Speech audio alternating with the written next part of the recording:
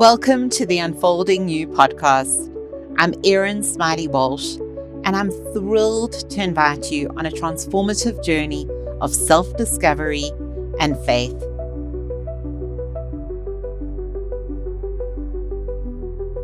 Welcome to another episode of the Unfolding You podcast with me, your host, Erin Smylie Walsh.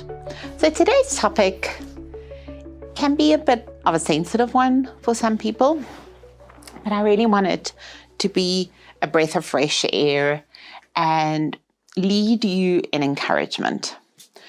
I'm going to be talking about my grey hair.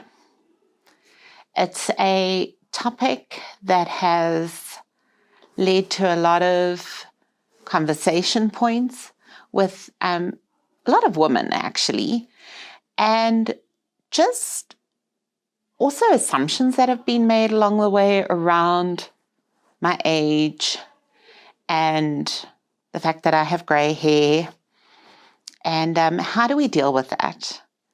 And leaning into it. Going grey is not for everyone. Some people will go, no, it's all right. I will go and get my hair coloured till the day I die. And I have no issues with that. I was that person. I really was. But I really want to talk around us being the Lord's masterpiece and who He's created us and the identity that we can rest in Him. So I've probably been grey since I was around 20. I've had grey hairs. I've seen bits of grey.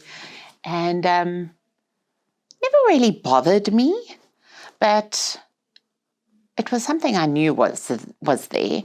But I kind of got away with it because I was always blonde. So that's just was fine.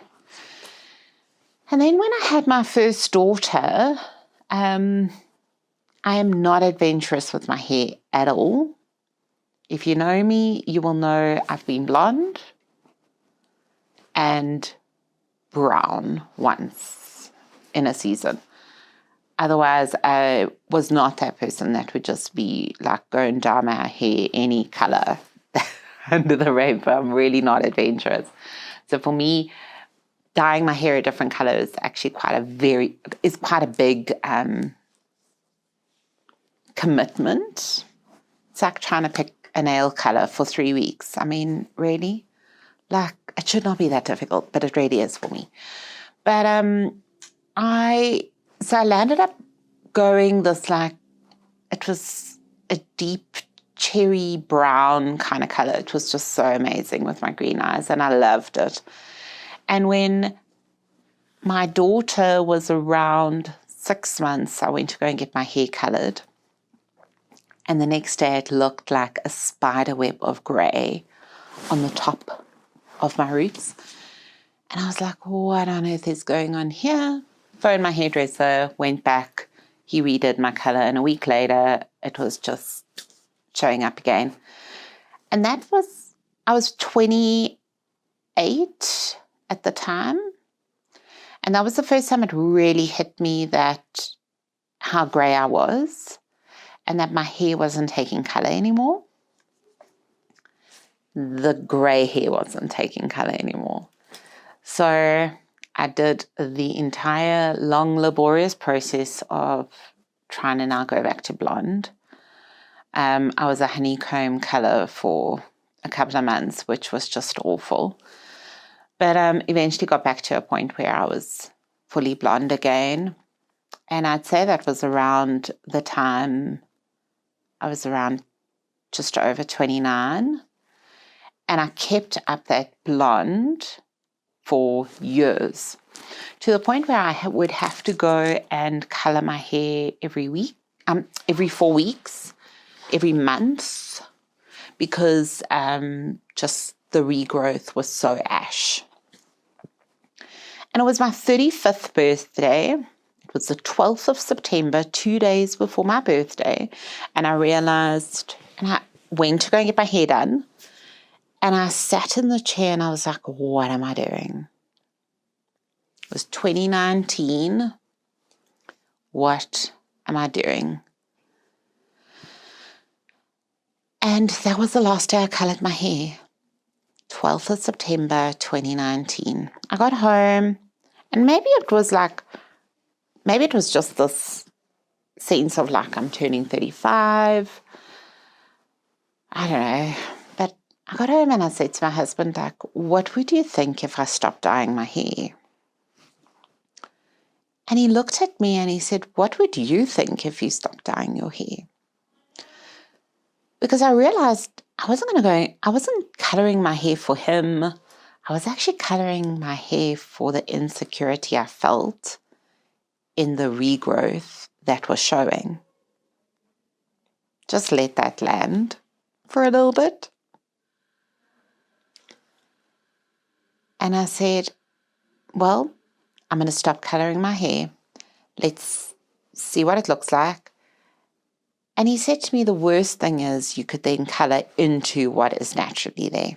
My hair was quite long, probably just past my shoulders.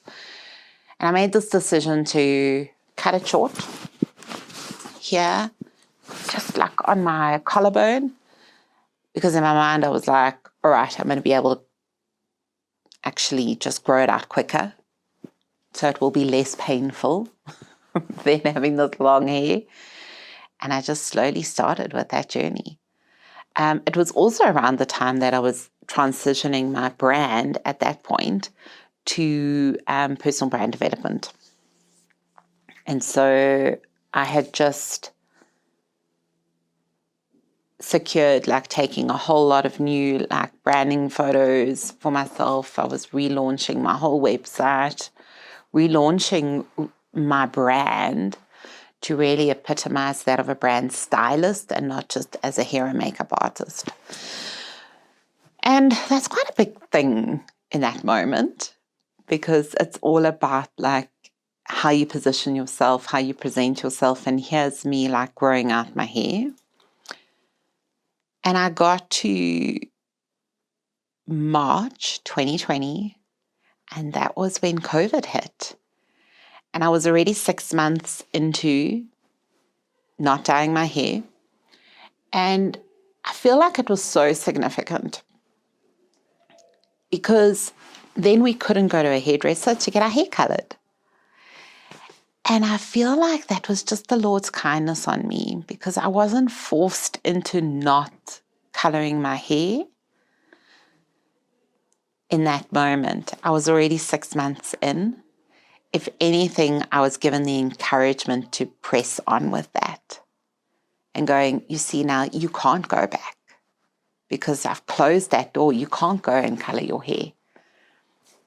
And I wasn't going to put a box dye on my hair. So I just pushed through till July when we were actually able to go to hairdressers again. How crazy. And at that point, you're now nearly a year in. You know, you've like 10 months into this entire growing out journey and I just continued. And when I was done growing out my hair, I was faced with this head of gray hair. And with it comes so many different challenges because a lot of people just have this assumption that you're old. So I've been called my sister's mom. I've been asked if my girls are my grandchildren. I've been offered pensioners discount at a bookstore. I've been called a friend's mom while traveling. I've been questioned about my age, and I'm only 40. And I think like where that lands is you can use it as a sense of encouragement, or it can sometimes also be quite frustrating and create a sense of embarrassment for yourself. But I want to encourage you with a verse in Ephesians. And it's Ephesians 2, verse 10. And it's talking about us being made alive in Christ. But in this verse, it says, for we are God's masterpiece. He has created us anew in Christ Jesus so we can do the things he planned for us long ago. And I often sit in this moment and I think to myself, I've paved a way for so many other people. I've led a season where others look at it and go, I could probably also grow my hair out. But we're also living in a society where women are looking at themselves and going, well, why do I need to live up to societal expectations of who I must be? My hair has created talking points with people, with strangers.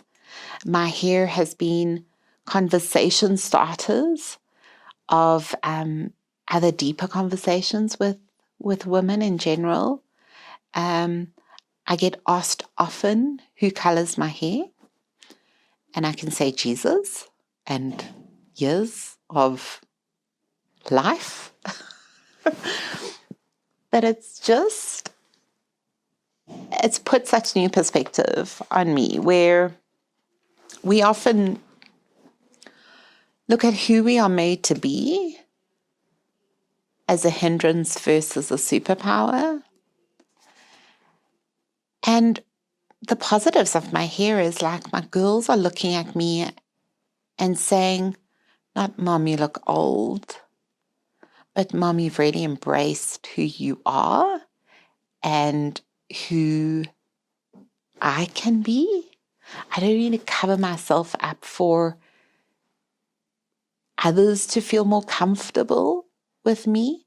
I can kind of really position myself in ways to allow others to look at me and go, okay, this has challenged me in a way that I can potentially move forward in an area where I've gone, I don't know if I've got the courage to do that. So I want you to take on Ephesians 2 verse 10, for we are God's masterpiece. He has created every hair on our head. He has intricately formed us into a person and a being that is made to live in fullness of who he's created us to be. And we are uniquely his. There is no mistake in who we are and how we have been created. So I want to encourage you today, if there's things you're struggling to step out of, if you're wrestling with who you are called to be, the identity that he has for you is that in him and him alone. You don't need to look to anyone else to find your worth. You don't have to look to anyone else to position you in a way of stepping into the fullness of who he's created you to be. So take that as an encouragement today, friend. May this word sit with you, and may you be an encouragement and courage to others in how you are leading your masterpiece that he has created you to be. You are an original in his eyes. So may you go well, and until we meet again, bye.